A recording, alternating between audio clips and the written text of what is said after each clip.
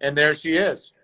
Hello, everyone. Look how good that was. That was legendary right there. Smooth transition. I know. I was So watching. smooth. This is a great day of interviews right here. Hey, we're pumped to have you on with us today, Gina. Let me set this up for all the kids out there watching, all the players, all the parents, everyone. Gina just wrapped up her first season in a strange one up at Santa Clara University, head coach of the Broncos softball team. Um, let's give everyone a little rundown on where you've been. You've been coaching for quite a while. Had a long playing career. Played collegiately at UOP out in Stockton, four-time All Big West first teamer, Big West Player of the Year, Big West Scholar Athlete of the Year, two-time NFCA All-American. Ended your career with a 401 batting average. Mind-blowing. Yeah, thanks. Thanks. Mind-blowing. I mean, that's a lot of hits. That's a lot of luck. That's a lot of hard work. Yeah, it's a little bit of everything, isn't it? Yeah. Okay, so then you wrapped up your playing career with the Riptide and the NPF, 2 seasons there. So from a player, you transition on to being a coach, right? So spent a lot of years as an assistant, really helping to build winning programs. You were at Washington, won a College World Series with them, helped UOP and UC Davis have a lot of success. That had to set you up for finally becoming a head coach and running your own program. Talk a little about that. Yeah. So, I mean, it took a while to get a head job too. Had been interested and of course, I wasn't willing to go just anywhere. A West Coast kid. I played on the East Coast for the Pro League for 2 years, but really wanted to stay on the West Coast. Family, as well as it's just my network. It's my recruiting network. So I kind of just hung out, bouncing around a little bit, learning from each of the programs, learning a lot from different head coaches.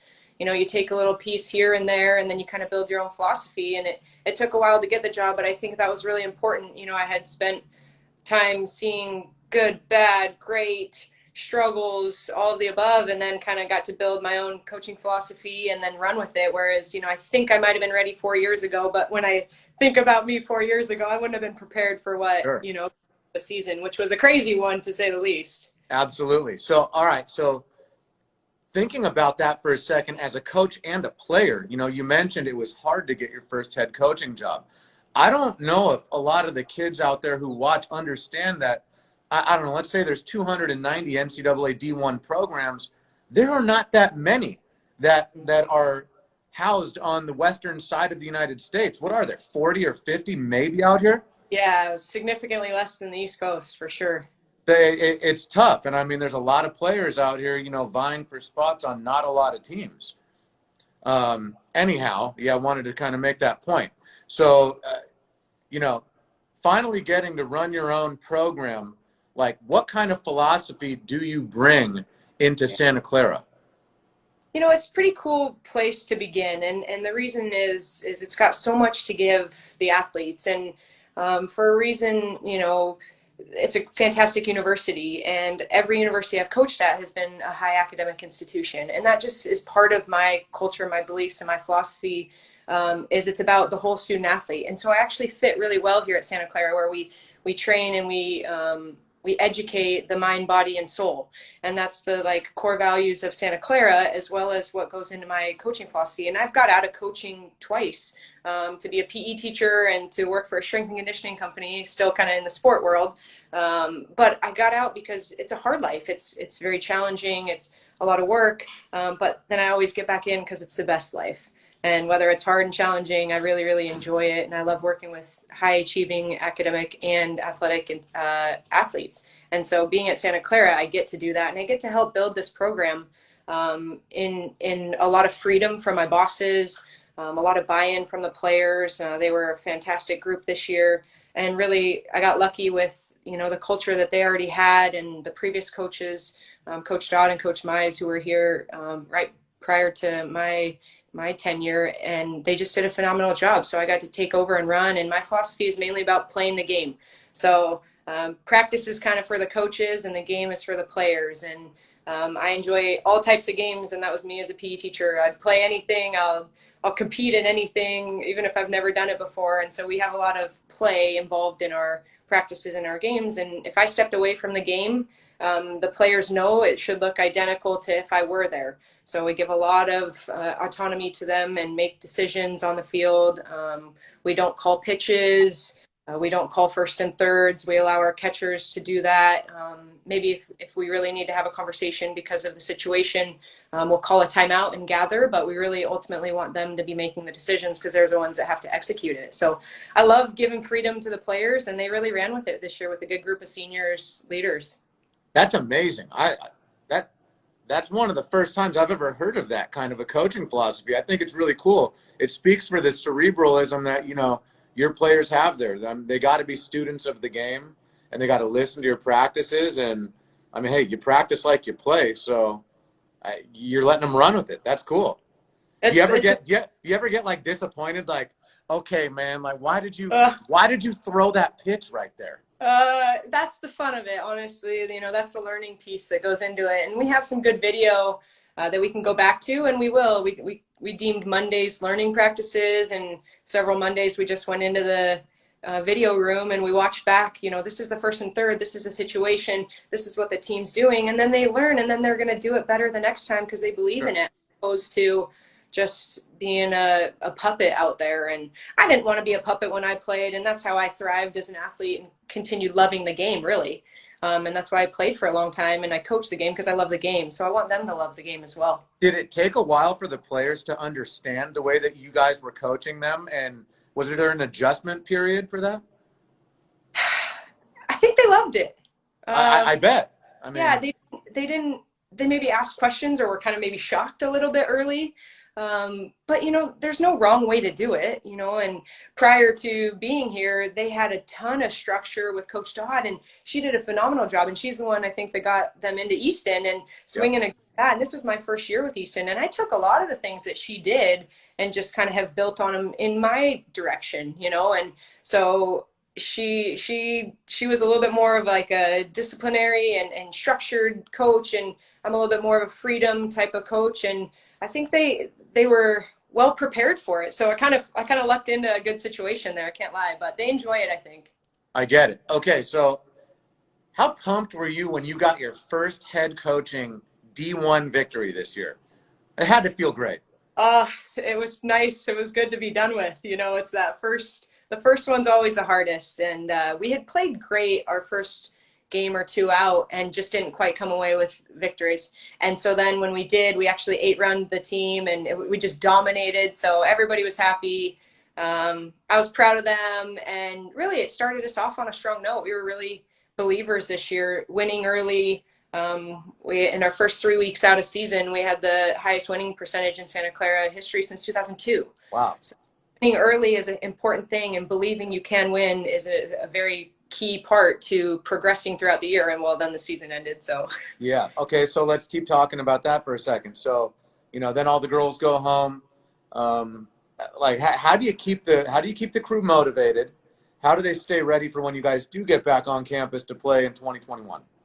You got to stay ready, as you said. And we've been doing that through some video work. We've done a little bit of culture building things. We do activities. Today we had activities as a team. We did like music challenge where you have to name the artist and song title, those kind of things. But we also, have gone through some of our previous plays.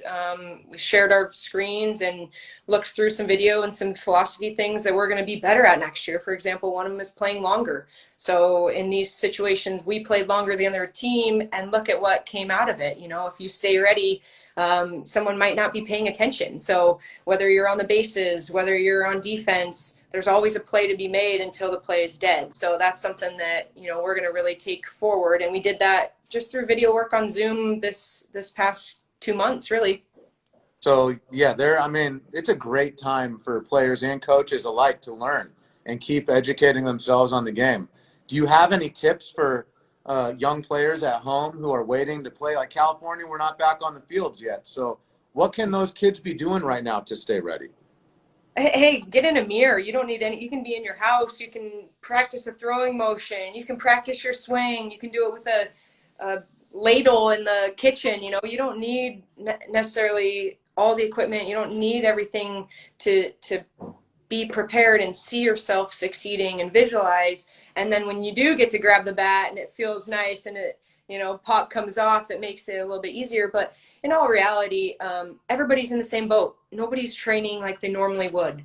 And so, the mindset is huge right now, and just being prepared to be excited that, you're going to struggle, you're going to be a little rusty when you get back out there, and that's okay.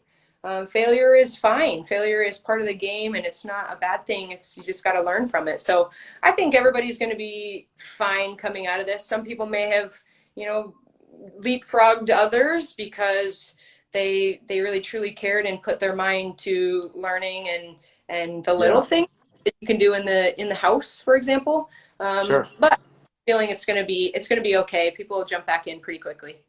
I would agree with that. And, along the same lines of what your philosophy was that you talked about earlier, I think it's a great time to figure out if you really love the game. Like, I think those players who love the game and enjoy playing that catch in the backyard and taking ground balls off the garage, breaking their mom and dad's windows, like, they're going to come back ready to rock. Yeah.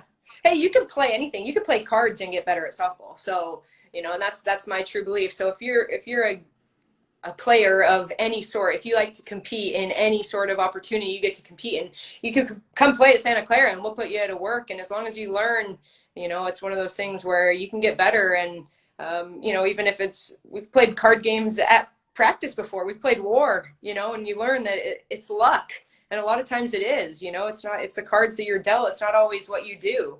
So those kind of things go into it. So we can get better right here, right at home. And you got to be better at cards anyways, because those long bus rides, you got to have something to do. Too funny. Yeah. Okay, so I want you to wrap up for us here, and I want you to tell us, your facilities are beautiful in campus over there. I want you to quickly talk about the facility, Santa Clara Softball Stadium. It's a newish facility, I think a couple years old. Tell all the kids out there watching about the facility you got. Yeah, it's great. I mean, we're really lucky. We're in the West Coast Conference, and I would say we have one of the top facilities in the conference. And we're also building a massive academic excellence center right now, right next to our field, just beyond left field, with a new weight room, athletic training room, study hall area. So all of that is going to be one step away from our field that just adds to our facility that's already beautiful, that's new, that you had mentioned. The field's great. We have covered batting cages. We have a beautiful press box. So there's nothing bad about being on a gorgeous campus with the palm trees and in the Silicon Valley. When people get on campus, it's easy to sell. Absolutely. It's the price tag that comes with such a great education in the Silicon Valley. That's the challenging piece for parents and athletes to choose Santa Clara. But the degree is like no other here in the techie world. No doubt players going to your school are going to get a really good coach and a great academic, degree. So good stuff. Hey, we love having Santa Clara Broncos on Team Easton. We hope the girls love the Ghost Bats and all the product, and hope to stick with you guys for a long time. Yeah, cheers. Thank you so much. It was my first time swinging the Ghost, and I had a blast. I mean, pop is fantastic. I've wanted to swing it for years, but finally as a head coach, I've gotten the opportunity. So I appreciate your support as well, and the girls love it as well. So go Ghost. Gina, keep your team ready. Keep them safe. Thank you. Get back on the field. We love having you with us today. That was awesome. Thanks, Ryan. Bye, guys. Bye.